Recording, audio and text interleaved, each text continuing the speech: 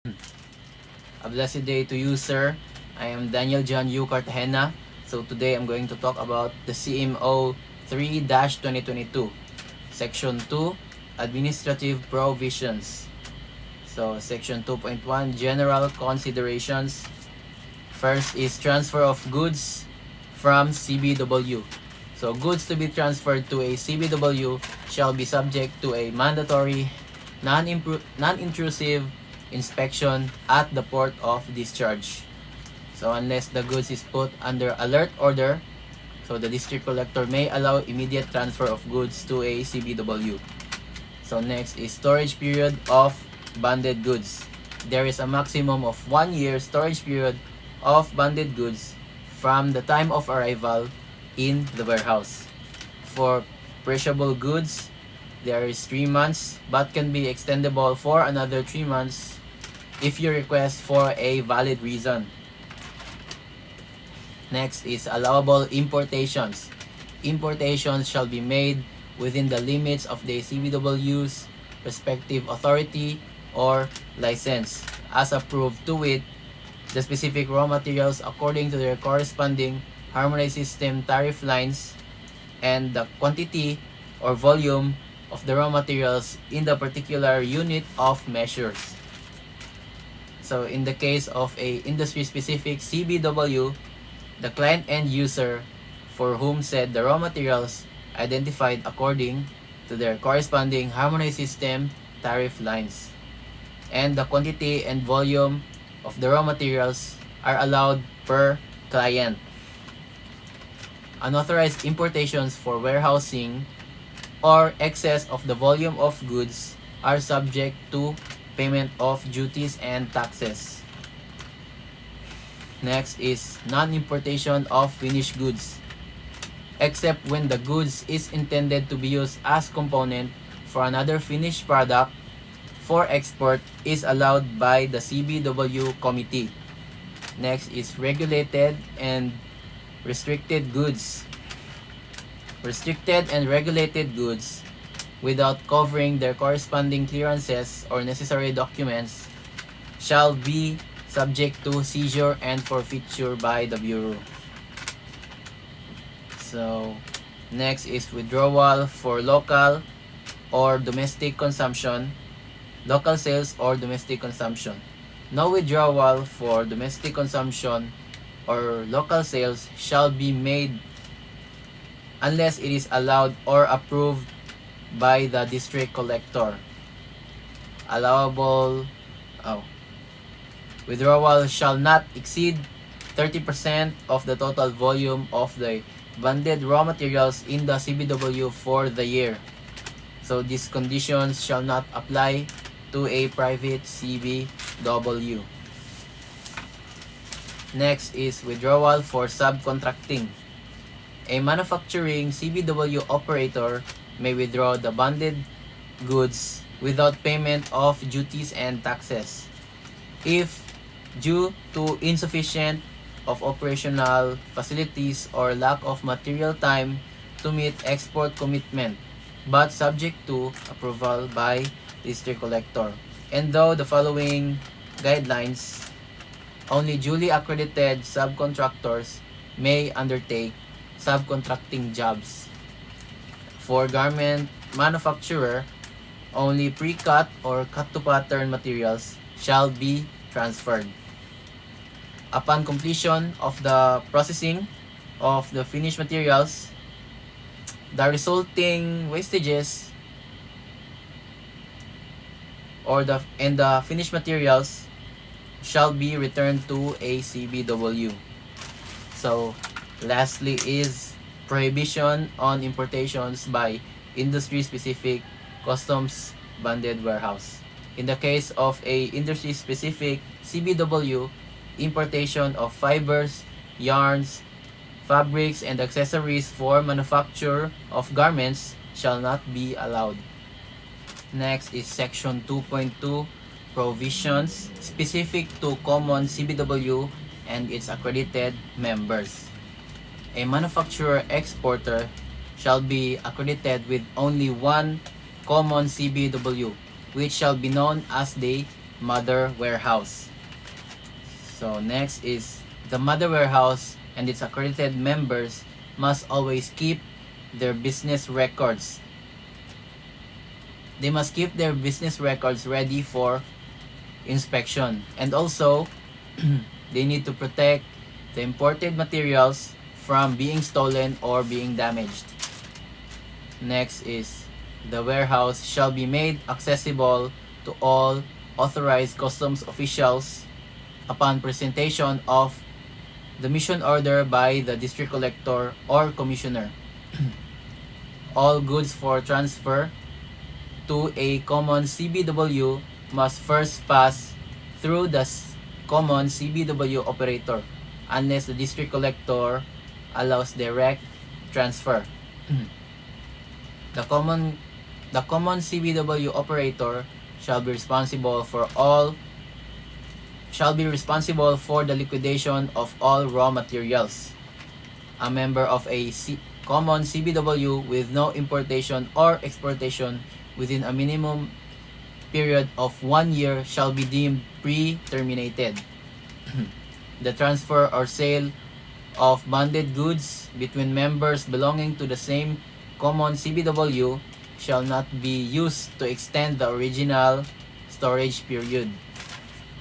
So semi-finished or finished products that have undergone processing by one member may be transferred or sold without payment of duties and taxes. So a warehousing SAD shall be filed for monitoring purposes by a new common CBW for the account of the member to replace the former import entries.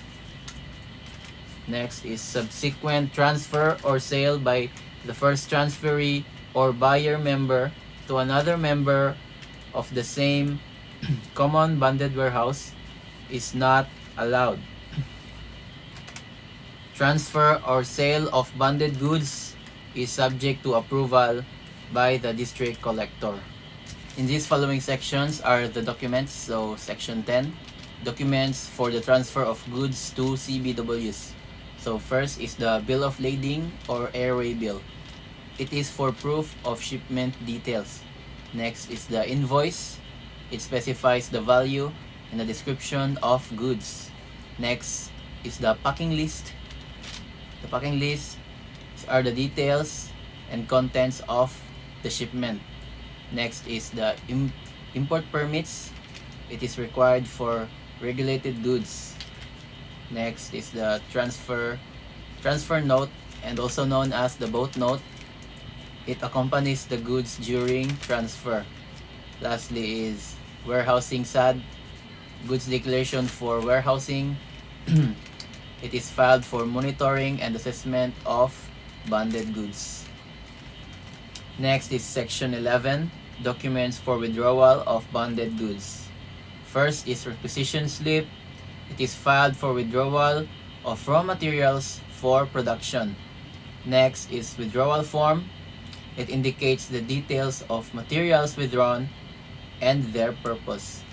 Next is transfer note or boat note. It accompanies the goods during transfer. Next is production report.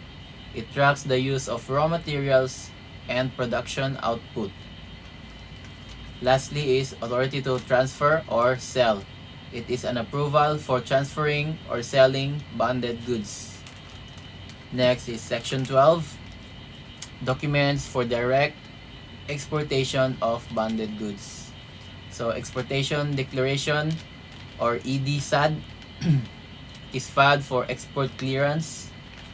Next is certificate of identification or the CI.